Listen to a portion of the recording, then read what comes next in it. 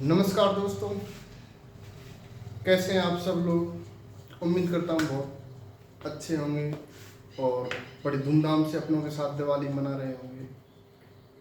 तो बच्चों की डिमांड थी, जो ऑफलाइन में जो चैप्टर करा दिए थे क्लास में, किसी कारणवश फिर मैं नहीं आ पाया स्कूल। तो बच्चे बोल रहे थे सर आगे चैप्टर कंटिन्यू रखो, ऑनलाइन क्लास ले लो। तो हमने एक छोटी सी व्यवस्था की है ऑनलाइन क्लास लेने के लिए। तो आज का जो हमारा जो टॉपिक था 11th क्लास में वायुमंडल, और हम वायुमंडल के बारे में विस्तार से जानेंगे। तो सबसे पहले तो हम इसकी उत्पत्ति जान लेते हैं कि वायुमंडल आखिरकार है क्या, क्यों हम इस वायुमंडल को पढ़ें और पढ़ने से क्या हो जाएगा। और जिस तरह से हमारी किताब में एनसीईआरटी की जो क्लास 11th की किताब है उसमें एक्सप्लेन कर रखा है, इस टॉपिक को बताया गया है, कहीं से कुछ उठा लिया गया है, कहीं से कुछ उठा लिया गया है। मैं इतना बड़ा विद्वान तो नहीं हूँ कि किताब पर सवाल उठाऊं, लेकिन एक क्रमबद्ध तरीके से हम अध्ययन करेंगे। एक वैज्ञानिक दृष्टिकोण से हम आज ज्योग्राफी का अध्ययन करेंगे और वायुमंडल को बिल्कुल बेसिक से और यूपीएससी ऑप्शनल तक हम लेकर जाएंगे। तो सबसे पहले तो वायुमंडल। वायुमंडल एक ग्रीक शब्द है, ग्रीक भाषा का शब्द है, जो एटम और स्फीयर शब्द से मिलकर बना है। एटम्स का मतलब होता है वाष्प और इसका मतलब होता है गोला, अर्थात वाष्प का गोला। वाष्प का गोला यानी हम कह सकते हैं हमारी पृथ्वी के चारों ओर जो वाष्प का जो गोला है, जो वायु का आवरण है, उसको हम वायुमंडल कह सकते हैं। तो वायुमंडल की एक तो परिभाषा ये हो गई कि हमारी पृथ्वी के चारों ओर स्थित वायु के आवरण को वायुमंडल कहते हैं। तो एक तो ये परिभाषा लिख सकते हैं आप, हमारी पृथ्वी के चारों ओर स्थित वायु के आवरण को वायुमंडल कह सकते हैं। तो सवाल इस वायुमंडल से संबंधित भी कई सारे सवाल हैं और कई सारे जवाब भी हैं, धार्मिक जवाब भी हैं जो धर्म से संबंधित हैं, काफ़ी सारे धर्म हैं, और एक वैज्ञानिक सवाल भी हैं। तो हम यहाँ पर बात करेंगे केवल वैज्ञानिक दृष्टिकोण से और वैज्ञानिक सवालों की। तो थोड़ा इसको मैं मिटा देता हूँ, तो आगे हम बात करेंगे। ये यहाँ पर आपने इतना तो जान लिया होगा वायुमंडल की परिभाषा। लिखूं क्या बोर्ड पर? हमारी, चलो लिख देता हूं मैं, हमारी पृथ्वी के, क्या होगा ये, हमारी पृथ्वी के, अरे मैं मान रहा, हमारी पृथ्वी के चारों ओर स्थित वायु के आवरण को वायुमंडल कहते हैं।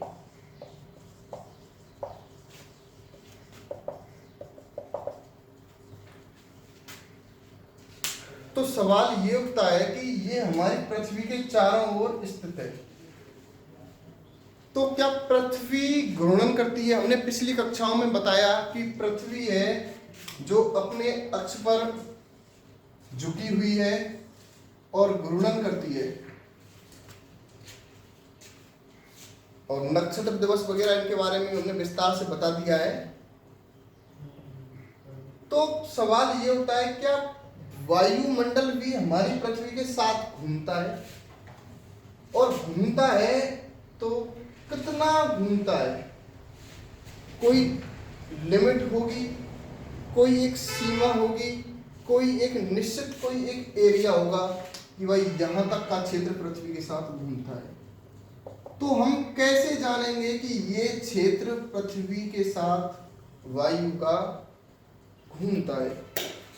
तो एक छोटी सी बात मैं आपको बताना चाहूंगा कि यदि पृथ्वी की सतह से जब पृथ्वी घूम रही है, एक वायुयान पृथ्वी की सतह से थोड़ा ऊपर उठा लें और हमको जाना है अमेरिका जाना है और पृथ्वी घूम रही है, तो वायुयान को पृथ्वी की सतह से थोड़ा उठा लो और फिर उसी जगह पे जब अमेरिका यहाँ आ जाए तो वायुयान को लैंड करा दो, उतार लो इसको।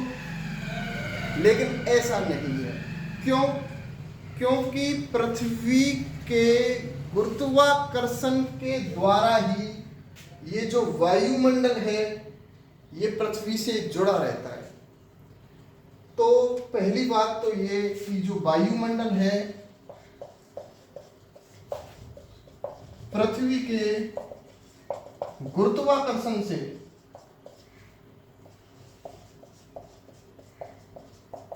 जुड़ा रहता है।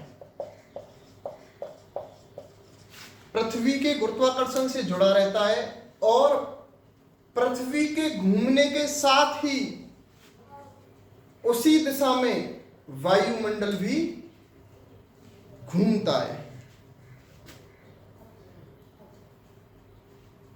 तो इस प्रकार से हमने वायुमंडल को जाना कि वायुमंडल पृथ्वी के चारों ओर वायु का जो आवरण है वो वायुमंडल है।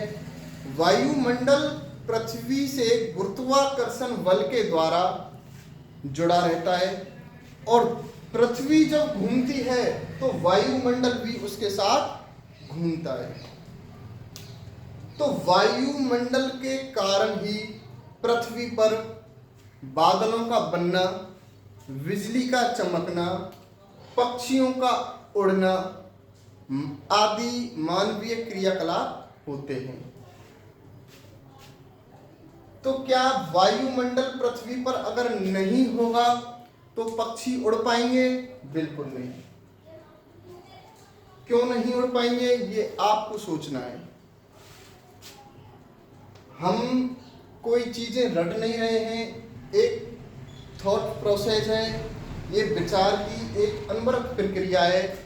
आप भी सोचें और मैं भी सोचूं और इसी सोच के साथ इस टॉपिक की दिशा में नए आयाम खोजें। और हमने केवल अब तक वैज्ञानिकों ने वायुमंडल के बारे में बस इतना जाना है कि हम कह सकते हैं कि कुछ नहीं जाना है, अभी जानने को बहुत बाकी है। तो वायुमंडल हमारी पृथ्वी से जुड़ा रहता है। वायुमंडल के कारण ही बादलों का बनना, बारिश का होना, पक्षियों का उड़ना, जैविक और भौतिक तमाम तरह की प्रक्रियाएं पृथ्वी पर घटित होती हैं। तो आइए आगे जानते हैं कि ये वायुमंडल सूर्य की किरणों के सापेक्ष, सूर्य के सापेक्ष क्या भूमिका निभाता है, किस प्रकार की क्रिया करता है। ये क्लास थोड़ी सी शुरू में समझने वाली है।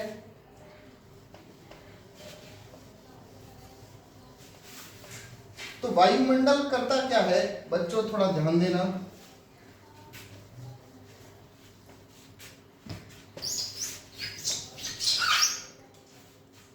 ये हमारा सूर्य है। क्या है हमारा सूर्य, और ये पृथ्वी की सतह है और ये उस पर क्या है वायुमंडल। तो हमारा वायुमंडल सूर्य से जो प्रकाश आता है ये आ रहा सूर्य से प्रकाश। और सूर्य से कितना प्रकाश आता है वो हम अगले चैप्टरों में पढ़ेंगे कि सूर्य के प्रकाश का 2 अरबा हिस्सा 1/2 अरबा हिस्सा हमारे यहाँ पृथ्वी पर आता है। तो ऊष्मा बजट सूर्य ताप में हम आगे कंटिन्यू करेंगे।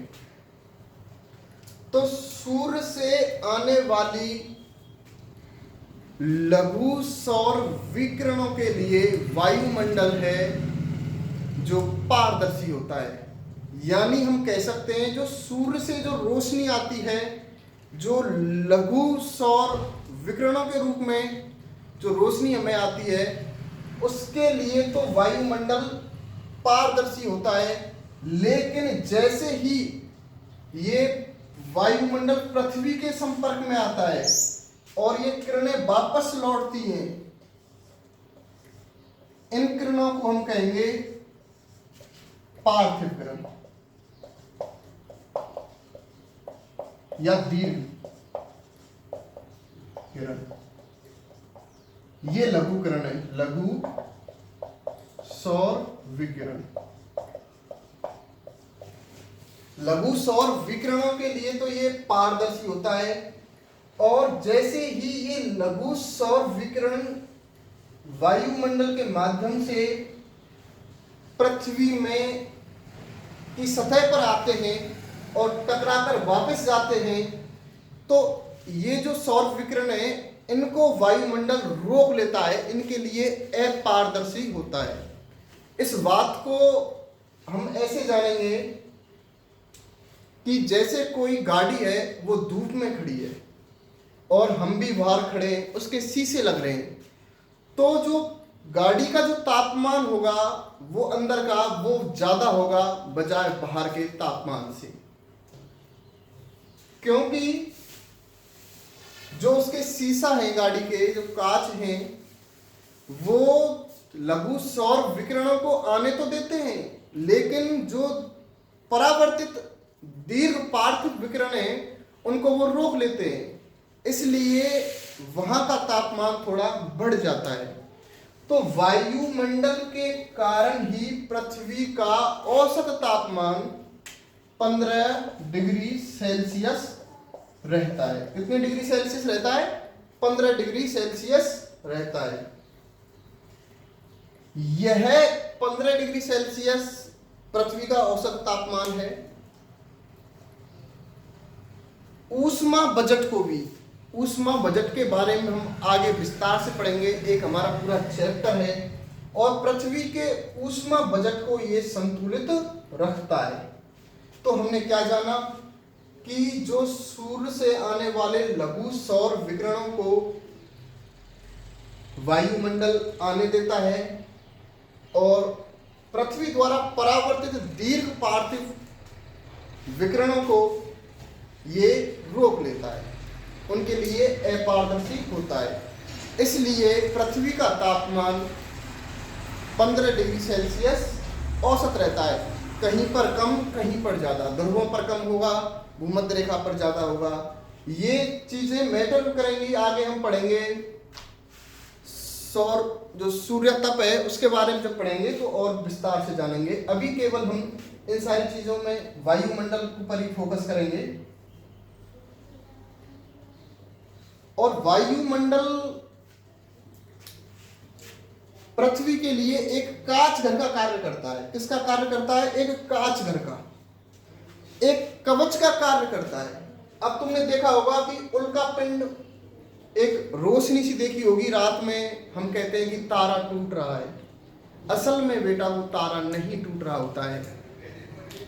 कोई अंतरिक्ष में कोई घटना घट रही होती है या उस रोशनी को हमारे पास आने में कुछ समय लग रहा है, या फिर ऐसा हो रहा है कि कोई उल्का पिंड पृथ्वी की तरफ आ रहा है और वायुमंडल के संपर्क में आकर वो जल जाता है। वायुमंडल के साथ घर्षण करता है वो और वायुमंडल में ही नष्ट हो जाता है, पृथ्वी की सतह पर नहीं पहुंचता है। तो अधिकांशतः ऐसा ही होता है। इसलिए वायुमंडल को हम पृथ्वी का सुरक्षा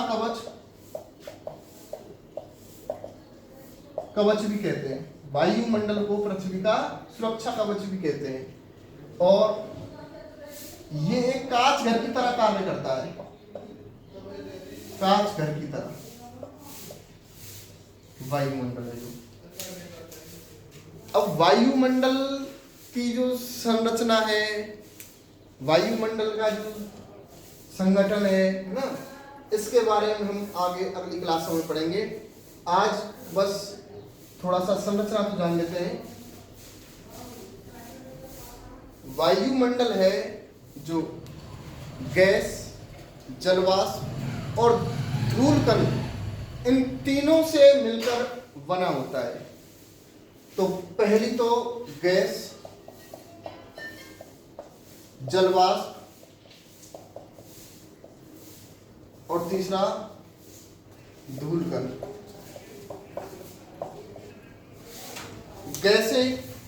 गैसों के बारे में हम जानेंगे कि कौन कौन सी गैसें हैं। एक स्थायी गैसें, अस्थायी गैसें, और उनमें भी हम जानेंगे किस गैस का कितना अनुपात है, कितना अनुपात नहीं है। तो वायुमंडल की स्थायी गैसें कौन सी हैं, जिनका अनुपात स्थायी है वो स्थायी गैसें हैं। जो जिनका अनुपात निश्चित नहीं है वो अस्थायी गैसें हैं। और जलवाष्प तो वायुमंडल का एक महत्वपूर्ण घटक है। और इसी प्रकार से धूलकण। अब ये धूलकण वायुमंडल में कहाँ से आए, कहाँ से नहीं आए, बताया ना बेटा कि उल्का पिंड जब हमारी पृथ्वी पर आते हैं तो उनके घर्षण से जो कालिक है, राख है, धूलकण, उनके घर्षण से जो राख वगैरह है, उनका जो वेस्ट मटेरियल है जो जल जाते हैं, वही धूलकण है। ये धूलकण आर्द्रता ग्राही होते हैं, इनके कारण ही बारिश वगैरह संभव है। तो इस प्रकार से अगली क्लास में हम एक छोटी सी क्लास मैंने इसलिए ली है कि पता नहीं बच्चों को कैसा समझ में आए, कैसे समझ में नहीं आए। अगली क्लास में हम इसी टॉपिक को यहीं से कंटिन्यू करेंगे। तो दोस्तों आप ये बताइए अब तक जो पढ़ाया है वो आपको समझ में आया है या नहीं। तो अगर आप कहेंगे कि सर समझ में आ रहा है, ऑफलाइन और ऑनलाइन में जमीन आसमान का अंतर होता है, तो आगे हम कंटिन्यू करेंगे इस चैप्टर को। शायद अगली क्लास में थोड़ा सा ही चैप्टर है, ख़त्म कर देंगे। तो इसी के साथ बहुत बहुत नमस्कार, बहुत बहुत धन्यवाद आप लोगों का।